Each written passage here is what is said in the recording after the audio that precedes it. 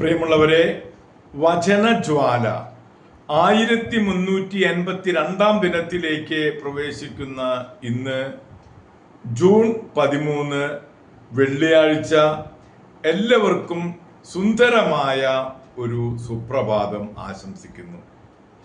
ഈശോയുടെ തിരുഹൃദയ വണക്കമാസം 13 ദിവസത്തിലേക്ക് പ്രവേശിക്കുന്ന ഇന്നത്തെ വചനവായനയിൽ 145 സങ്കീർത്തനം 1 മുതൽ 21 വരെയുള്ള തിരുവാക്യങ്ങളാണ് നാം ശ്രവിക്കുക. കർത്താവ് വാഗ്ദാനങ്ങളിൽ വിശ്വസ്തൻ. എൻ്റെ ദൈവവും രാജാവുമായ അങ്ങയെ ഞാൻ പുകഴ്ത്തും. ഞാൻ അങ്ങയുടെ നാമത്തെ എന്നേക്കും വാഴ്ത്തും. അനുദിനം ഞാൻ അങ്ങയെ പുകഴ്ത്തും. അങ്ങയുടെ നാമത്തെ എന്നേക്കും വാഴ്ത്തും. കർത്താവ് വലിയവനും അത്യന്തം സുസ്ഥിരഹനുമാണ്. അവിടുത്തെ മഹത്വം അഗ്രാഹ്യമാണ്. തലമുറ തലമുറയോട് അങ്ങയുടെ പ്രവൃത്തികളെ പ്രകീർത്തിക്കും. അങ്ങയുടെ ശക്തമായ പ്രവൃത്തികളെപ്പറ്റി പ്രഘോഷിക്കും. അവിടുത്തെ പ്രതാപത്തിൻ്റെ മഹത്വപൂർണമായ തേജസ്സിനെ പറ്റിയും അങ്ങയുടെ അത്ഭുത പ്രവൃത്തികളെപ്പറ്റിയും ഞാൻ ധ്യാനിക്കും. അങ്ങയുടെ ഭീതിജനകമായ പ്രവൃത്തികളുടെ ശക്തിയെപ്പറ്റി മനുഷ്യർ പ്രഘോഷിക്കും. ഞാൻ അങ്ങയുടെ മഹത്വം വിളംബരം ചെയ്യും. അവിടുത്തെ സമൃദ്ധമായ നന്മയുടെ പ്രശസ്തി അവർ വിളിച്ചറിയിക്കും. അങ്ങയുടെ നീതിയെപ്പറ്റി അവർ ഉച്ചത്തിൽ പാടും. കർത്താവ് കൃപാലുവും കരുണാമയനും ക്ഷമാശീലനും സ്നേഹസമ്പന്നനുമാണ്. കർത്താവ് എല്ലാവർക്കും നല്ലവനാണ്. തൻ്റെ സർവസൃഷ്ടിയുടെയും മേൽ അവിടുന്ന് കരുണ ചൊരിയുന്നു. കർത്താവെ, അവിടുത്തെ എല്ലാ സൃഷ്ടികളും അവിടത്തേക്ക് കൃതജ്ഞതയർപ്പിക്കും. അങ്ങയുടെ വിശുദ്ധർ അങ്ങയെ വാഴ്ത്തും. അവിടുത്തെ രാജ്യത്തിൻ്റെ മഹത്വത്തെപ്പറ്റി അവർ സംസാരിക്കും. അവിടുത്തെ ശക്തിയെ അവർ വർണ്ണിക്കും. അവിടുത്തെ ശക്തമായ പ്രവൃത്തികളും അവിടുത്തെ രാജ്യത്തിൻ്റെ മഹത്വപൂർണമായ പ്രതാപവും മനുഷ്യമക്കളെ അവർ അറിയിക്കും. അവിടുത്തെ രാജ്യത്വം ശാശ്വതമാണ്. അവിടുത്തെ ആധിപത്യം തലമുറകളോളം നിലനിൽക്കുന്നു. കർത്താവ് വാഗ്ദാനങ്ങളിൽ വിശ്വസ്തനും പ്രവൃത്തികളിൽ കാരുണ്യവാനുമാണ്. കർത്താവ് വീഴുന്നവരെ താങ്ങുന്നു, നിലം പറ്റിയവരെ എഴുന്നേൽപ്പിക്കുന്നു. എല്ലാവരും അങ്ങിൽ ദൃഷ്ടി പതിച്ചിരിക്കുന്നു. അങ്ങ് അവർക്ക് യഥാസമയം ആഹാരം കൊടുക്കുന്നു. അവിടുന്ന് കൈ തുറന്നു കൊടുക്കുന്നു. എല്ലാവരും സംതൃപ്തരാകുന്നു.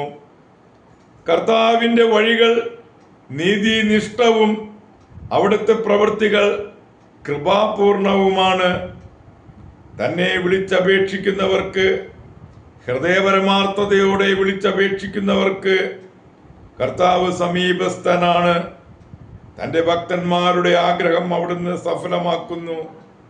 അവിടുന്ന് അവരുടെ നിലവിളി കേട്ട് അവരെ രക്ഷിക്കുന്നു. തന്നെ സ്നേഹിക്കുന്നവരെ കർത്താവ് പരിപാലിക്കുന്നു. എന്നാൽ സകല ദുഷ്ടരെയും അവിടുന്ന് നശിപ്പിക്കും. എൻ്റെ വായ കർത്താവിൻ്റെ സ്തുതികൾ പാടും. എല്ലാ ജീവജാലങ്ങളും അവിടുത്തെ വിശുദ്ധ നാമത്തെ എന്നേക്കും വാഴ്ത്തട്ടെ. ദൈവത്തിൻ്റെ തിരുവചനമാണ് നാം ശ്രവിച്ചത്.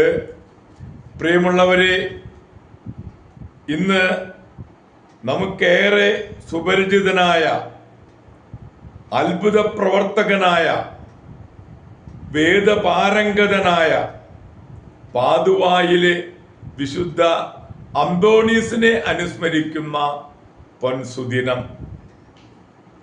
സ്നാന നാമം ഫെർഡിനൻഡ് എന്നായിരുന്നു. പിതാവിനെ രാജകൊട്ടാരത്തിൽ ജോലി ആയതുകൊണ്ട് രാജകുമാരനെ പോലെ വളർത്തി.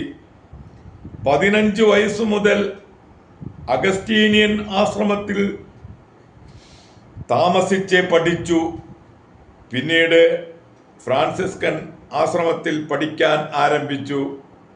ആ സമയത്ത് ആഫ്രിക്കയിൽ സുവിശേഷ പ്രഘോഷണത്തിന് പോയ 5 സന്യാസികളെ ശുശ്രൂഷിക്കാൻ അവസരം ലഭിച്ചു.